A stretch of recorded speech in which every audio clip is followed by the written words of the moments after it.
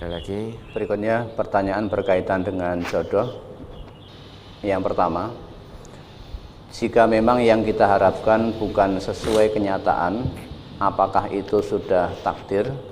Kemudian yang kedua, dan mohon nasihatnya untuk para suami atau istri yang menikah tanpa pacaran, hanya bermodal istikharah, walau bukan yang kita inginkan, tapi setelah sholat istikharah seperti dimudahkan. Apakah itu bernama takdir jodoh kita, Ustaz? Hanya bermodal istikharah. Istikharah kok disebut hanya itu loh. Nah, istikharah itu petunjuk agama kita, Pak.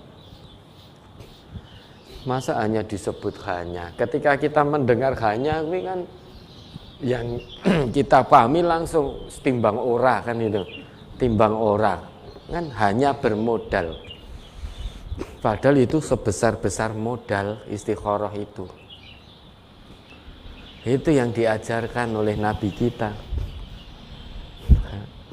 Tidak pacaran, hanya modal istikharah. Nah, justru Nabi kita tidak mengajarkan pacaran. Agama kita justru melarang pemeluknya untuk pacaran.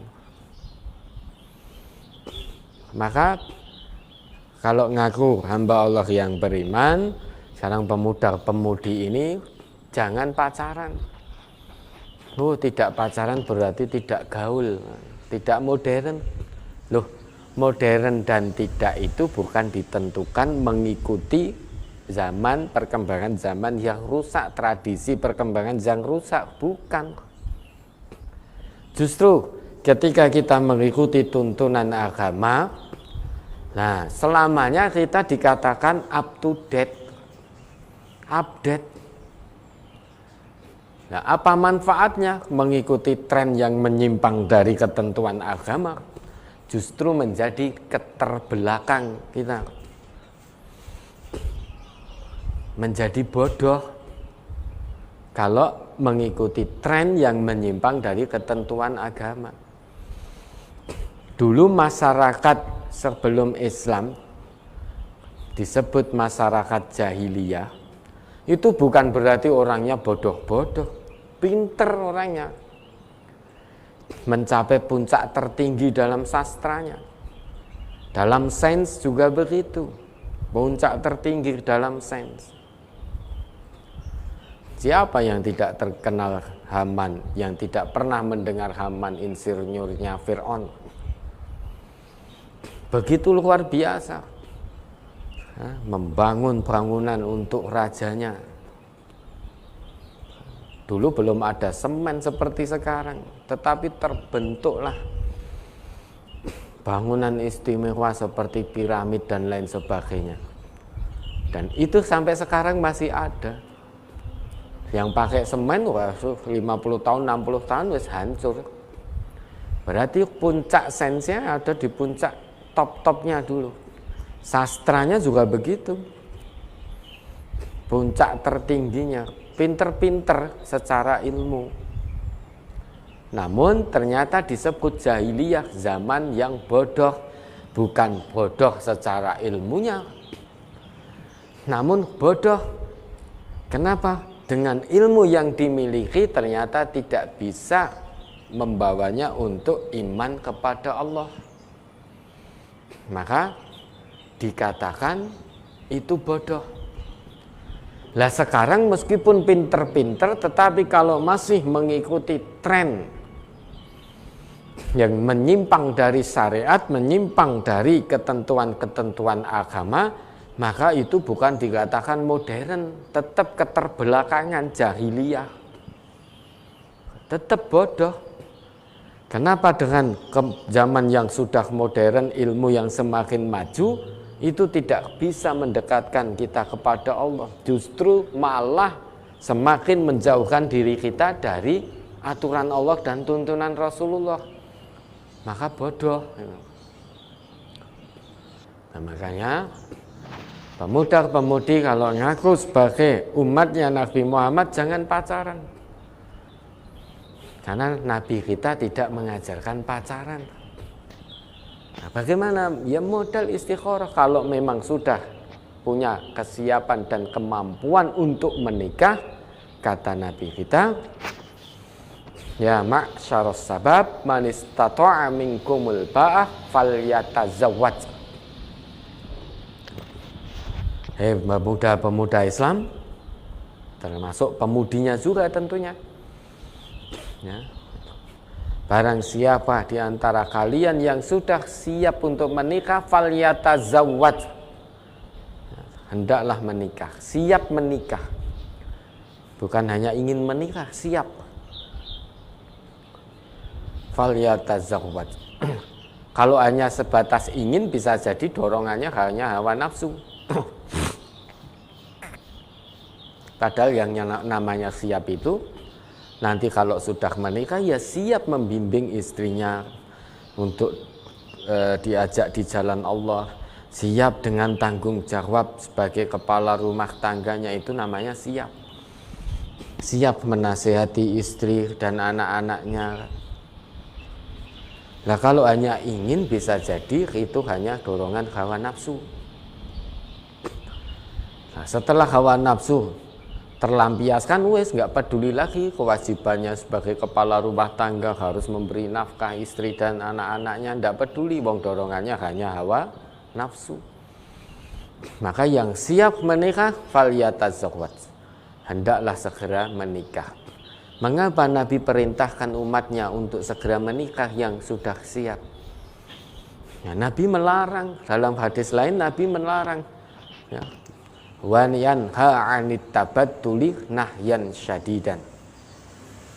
Yang sudah siap kok tidak menikah-nikah, dia memilih jomblo, membujang terus, nah itu dilarang oleh Nabi. Nabi itu melarang umatnya untuk membujang, sengaja jomblo, nahyan syadidan, dengan larangan yang sangat keras. Maka kalau ngaku umatnya Nabi Muhammad siap untuk menikah, menikah. Jangan sengaja memilih untuk membujang. Karena kesengajaan membujang itu dilarang oleh Nabi kita.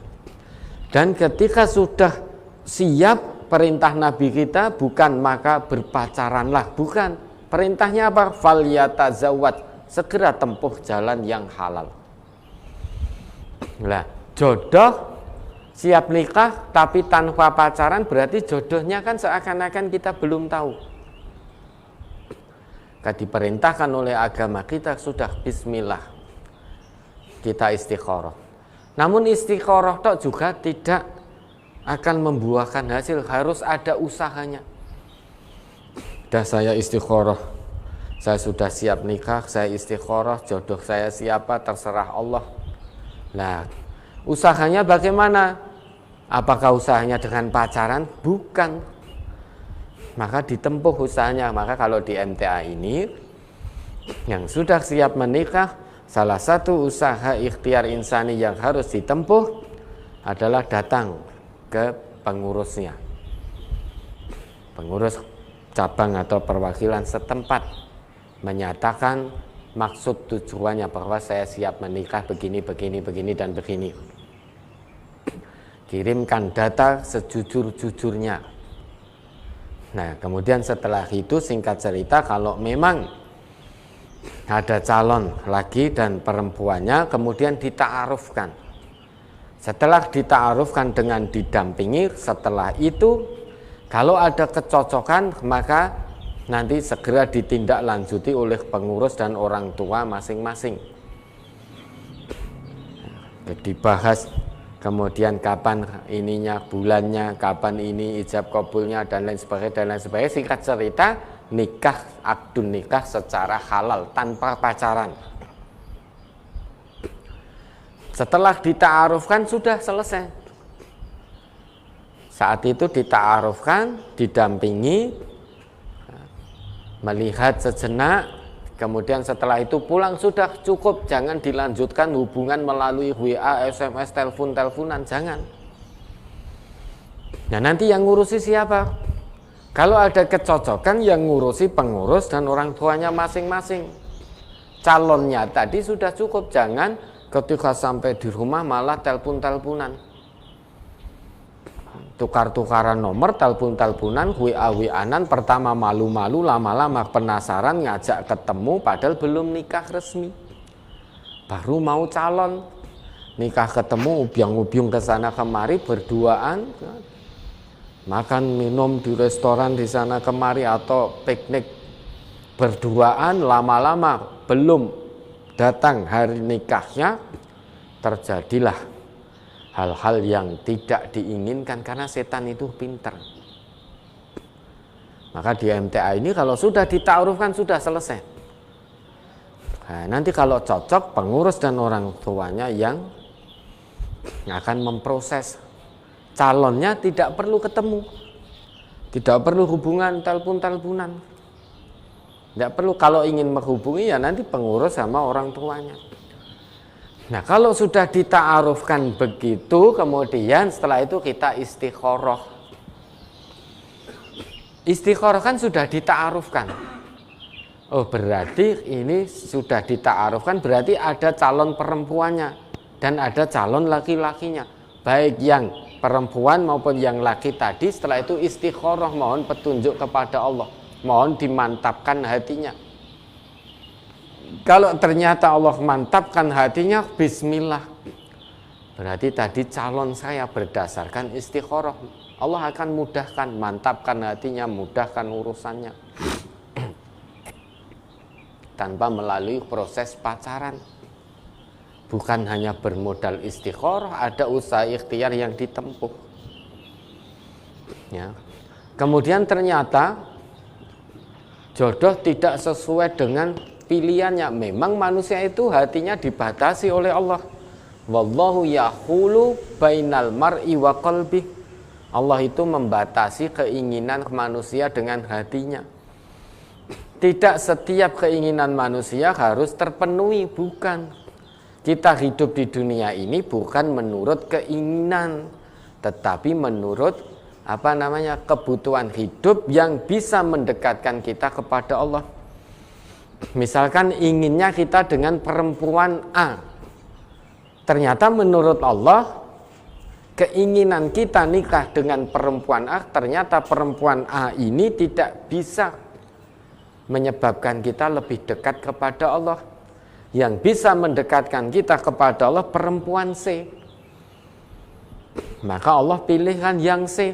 Hati kita dimantapkan yang C, karena sesuai dengan kebutuhan untuk mendekat kepada Allah.